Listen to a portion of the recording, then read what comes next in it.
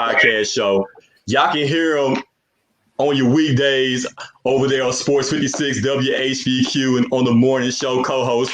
Shout out to my man Peter Emerson also. And also he covers the GRIZZ for Sports Illustrated. He's joining us right now. My main man, Anthony Sain. Welcome to the show, my guy. Welcome back to the show. My God, what's going on with you, man? Man, chilling, man. How you doing? Man, I'm trying to make it before they take it, bro. That's all. I know it's real. I know it's real, man. Hey, bro, appreciate you, man, coming back onto the show. We had you last summer while everybody was down there in the bubble. Man, just a couple months later, here we are again, man. Back in. Yeah, right back at it, man. About to start the 2020-2021 NBA season. Preseason has already started, man. The GRIZZ played their first preseason game last night, and they won that game, man. Mm-hmm. Give me your initial thoughts on this year. New GRIZZ, man. Well, the GRIZZs are a team that's building for the future. They started a total rebuild last season. They got rid of Marc Gasol, got rid of Mike Conley, and decided to go in the youth direction. The team really overachieved last year. Did much better than what you expect a team starting off that young would do. I think they had the second youngest roster in the league. I think maybe Atlanta might have been younger. But like I said, they definitely overachieved. Their team, they barely missed the playoffs. They were on pace to, probably make the playoffs before the shutdown happened. And then when they got to the bubble, you had an injury to Justice Winslow right before they started playing. Jaren Jackson Jr. suffered an injury during the 8 play-in games, and he was done for the rest of the bubble. And Tyus Jones was out as well. So that definitely set them back. But they came back this year. Didn't really add a lot of new players outside of guys they already had connections to or hands-on already, whether it be guys from their G League team or what have you, and guys that they had already signed last year. But they had a very nice draft. They got Desmond Bane, also got Killian Tilly from Gonzaga. And we haven't seen Tilly yet, but Bane played last night. He had, I think he had like 12 points, like 4 or 5 rebounds, something like that, some assists. He had a really good game. He's an older guy. He played 4 years of college. He can knock it down from 3, create off the dribble a little bit, play a little defense. Just a perfect player for what the GRIZZs need going forward. So I'm looking forward to it. I don't really have high expectations. I didn't have high expectations last year either, and they surprised everyone. So, but yeah, I'm just looking to see a team that's consistently adding to what they have and getting better, game by game. No doubt. Right now, being joined by my main man Anthony Sain. Go ahead, Lee. You have something for him? Yeah, I was going to ask, do you think, though, even though they didn't win, they didn't do that well in the bubble, but, of course, obviously they had the experience being in the bubble. And like you just said, they're one of the youngest teams in the NBA. Do you think that could help them with the off season being so short to allow them to kind of get out of the gates really quickly, maybe build a little bit of a cushion at the beginning of the season? Yeah, because these are guys that are younger, and they don't care about having to start back soon. You know what I mean? You got guys like LeBron who want to take time off and older guys who came back out of shape, these type of things. And the GRIZZs they came out, they all look good. They all, they got in shape during that small break that they had. And the fact that they didn't have the long break like some teams had, the teams who didn't get invited to the bubble who had those 10 months off, they had a shorter turnaround time, you know what I mean? So they pretty much ready to play. And, we can't keep our guys out of the all-black affair and things like that. So they're young. They're younger guys, So, they're ready to go. They're in good shape. John Morant looked incredible last night. So, yeah, that does have an advantage. Plus, they left with a sour taste in their mouth. They came very close to making the playoffs, and they didn't make it. So I think that definitely helps them out. Like I just hope that the city and our fan base just kind of calms down their expectations for this team. They're still a team that's in year 2 of a rebuild, a total rebuild, but they start over from the ground up. So even though they overachieved last year, I hate to see people kind of rush the process, because I like the way that the GRIZZs are doing, the way that what they're doing. They have a smart front office, and I like how they're building things organically, and they're investing in guys where they gave some longer term contracts to players that they see potential in, and if those guys cash out, those contracts are super valuable. Where you've got guys that are rotation players making $1-2 million a year for the next 2 or 3, 4 years even. So yeah, I like what they're doing. I just hope that our fans just kind of understand that just because we had the early taste of success, that we could be a team that actually looks like a better team this year, but our win-loss record could very well be even worse. We're being joined right now by my main man, Anthony Sain. You follow him on Twitter at Sain Asylum.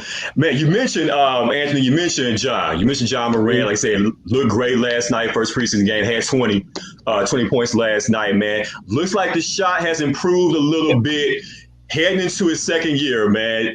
You know how, a lot of guys who have a great rookie year, you talk about being the defending rookie of the year, man. Do you think that he can avoid that proverbial sophomore slump that you see a lot of guys have a great first year, great rookie year. That second year, they kind of come back to earth a little bit, man. Do you think Ja has put in enough work during this, last couple of months during this layoff? Has he put in enough work to improve on the rookie year and maybe even have a better year this upcoming season? It's hard to say, man, because teams, a lot of guys that are rookies, a lot of things that we call the sophomore slump, isn't that the player particularly got worse. It's that teams learn to adjust to him. They change their game plan to adjust to these players, because a lot of things that John Morant did, there were things that, the league had never seen, especially with the Grizzlies, when you're game planning for the Grizzlies. But as time goes on, teams adjust to those things. But the key thing that Ja has had to have done over the offseason is just add new wrinkles to his game. He told us during a press conference that he had with the media that he's really put a focus on his shooting. And the Grizzlies hired, I believe, 2 guys. Can't remember either one of their names, but they hired 2 guys that specialize in that area of player development in shooting. And I think that that's something Ja took advantage of. His jump shot looks a lot more fluid, a lot faster than it did last year. So I'm just hoping he just continues to work on his game. Not just that, just other areas. His floater, pull-up jump shot, just continue to be a maestro on the court. He got a little stronger. I'm not particularly the guy that believes that he needs to bulk up. I think that his speed and evasiveness is something that kind of comes with his slight frame. So I'm not in a hurry to see him get big or whatever. But yeah, man, Ja is a phenomenal talent. And I had this debate with people earlier when they asked who's better, Mike Conley or John Morant. And people said, well, Ja still got things to prove before he's better than Mike Conley. No, John Morant's the best player who's ever put on a Grizzlies uniform. That's not even debatable. And for people who say, well, maybe. If you could say maybe in a couple of years he'll be better, he's better than he is now. If you can look at a young player and say that guy's going to be better than the best player who's ever played here in 2 years, you're basically saying he's better than him now. Right. Who would have thought that? It's just like looking back at rookie Michael Jordan and saying, well, that Michael Jordan, he's good. He ain't no Reggie Theus. Reggie Theus, right. You know what I mean? That's not really that sounds in retrospect. Yeah. But I think that Ja's probably the best player we've ever seen. No doubt. Played for the Grizzlies. And his superstar potential, his ceiling is incredible. You're talking about a guy who's super athletic, can make any pass on the court, and can get to the basket at ease. And if he gets that jump shot going, man, you're talking about scary hours for the rest of the man. It's over with. It's over with, man. And this city has been longing for a superstar for a long time. Right. Because you remember, you've been covering the Grizzlies for a long time. I tell people, I've seen Kobe Bryant come through here. I've even seen Michael Jordan come through. I've seen LeBron come through here. Allen Iverson had a buzz in this city, unlike any other player that came through. And Ja has some of those same that same magic, the same type of swag. He's he's the guy that rappers know. That you hear rap songs with John Morant in them. Guys are talking about John Morant. He's a big fan of Lil Baby and guys like that. He's the guy who he looks like the culture, just like Allen Iverson looked like the culture. Right. John Morant looks like the current culture as well. If you look at, and I think that he has that same type of appeal. And you see him, he's out kicking it. I joked about him being at the All Black Affair. That's. And people say, I joked about this on the radio. I said, yeah, Peter, I know it was a bad thing for our star player to be hanging out at the All Black Affair in the middle of a pandemic and a week before training camp starts. But call me whatever, but I'm super excited that that our star player Hank likes the city that he lives in. You know what I mean? That he can come to Memphis and find himself having a good time. So I look at that double-edged sword with that, and don't consider me extremely upset that John was able to come and have fun here in the city because he kicks it. John kicked it now. I mean, he's mad about town already. So, and I'm not mad at that at all. Absolutely, he just fits here. I remember you at the introductory press conference when he first got here. You told him, "Hey, if you embrace the city, this city's gonna love you right back, man. He just fits the same way that TA fit, the same way that Zebo fit. It feels like Josh from here in a way. You know what I'm saying? The love that he gets, man. It's definitely unparalleled, man. So, like I said, looking forward to see what he does in his second season, man. But let's take a quick, tour around the NBA, man. As far as the NBA, the buzz and everything going on across the association, for this season, man. Man, talk about briefly, man. What do you think is going to end up happening with Houston and James Harden, man? It's a mess, man. And when they first hired Steven Silas, I said, man, I feel bad for Silas because there's no way they hired a rookie coach for their team as constructed. You know what I mean? So I figured that he probably was coming in thinking he was going to get the team with James Harden, Westbrook, and the same team that we've seen, been a Western Conference Finals, tier team in years past. But I knew that when they hired him, it's like there's no way they're hiring a young black coach like that to take over a team that's ready-made. I mean, this ain't Brooklyn and Steve Nash, because I got on the show complaining about that, how you always see non-black head coaches go to teams in situations where they're set up to succeed, and seems like our coaches are go to places where they're set up to fail. But it's unfortunate for Coach Silas. But I knew when they hired him, I said, well, if they hired him, they're probably going to break up their team in Houston. Right. And we've seen it. We've seen them retooling, rebuilding. James Harden is there. I think it's just a matter of time before they deal him. I think that their owner is waiting for a trade that's going to be pretty lucrative on his end as well. I don't think he's going to give him away for pennies or for draft picks. I think he wants, another star level player. So I'm not really sure how that's all going to work out. But it's just a mess. Does James Harden, if or when he gets traded, does he? And I know this is going to sound like a ridiculous question, but does he help or hurt any team that he gets traded to? Because obviously, the game is good. Like he's all-star caliber player, but it always seems, especially in the playoffs, he's kind of historically not been a great playoff player or playoff teammate. So let's say he gets traded to a Philly or wherever he wants to go. Does he make the team better? Yeah, I think he does. James Harden has his obvious flaws, but we're talking about a guy who's easily one of the better players in the NBA. I mean, I think when you sit back and look at it, it's not really that hard to understand how he helps the team. Elite level ball handler can make any shot on the court. I said he averages 18 points a game in ISO.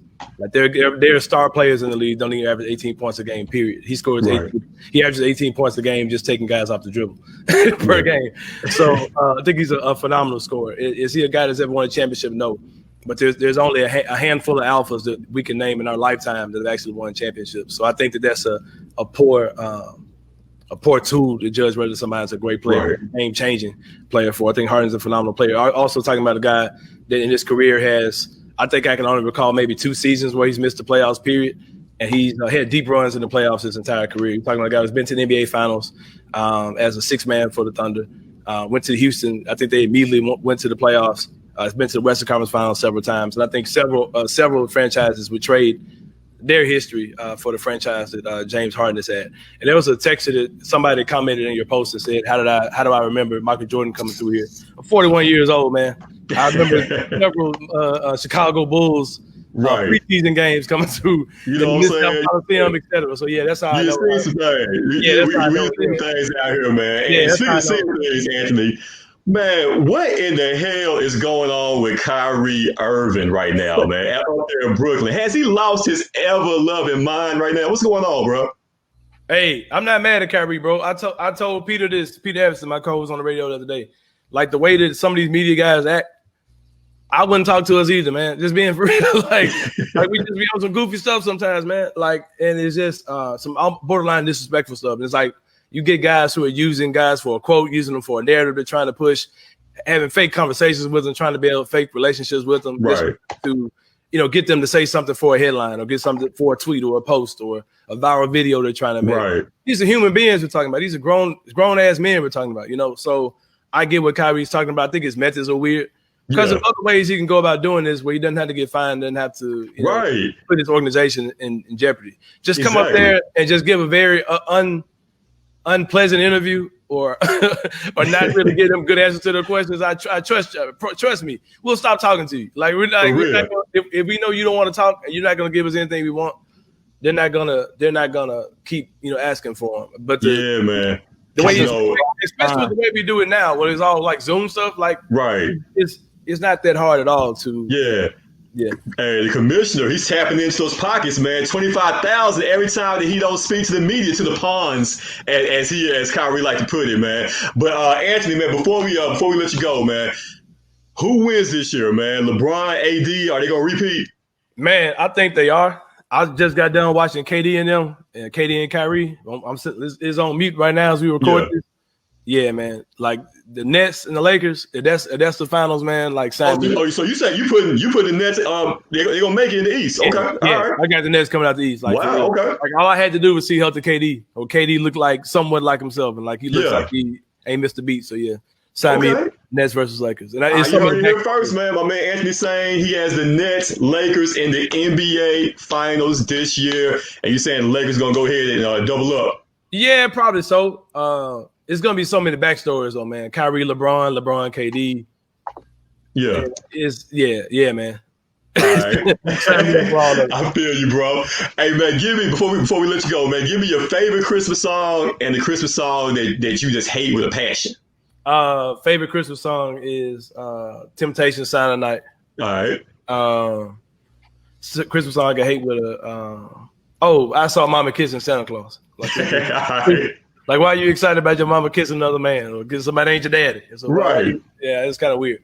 That's what's up, man. Hey, that's my man Anthony Sain. You can catch him in the mornings over there at Sports 56 WHBQ, co-hosting the morning show with my main man Peter Edmondson all throughout the week. Also, he covers the GRIZZ for Sports Illustrated. He's our guy. You can follow him on Twitter at Sain Asylum.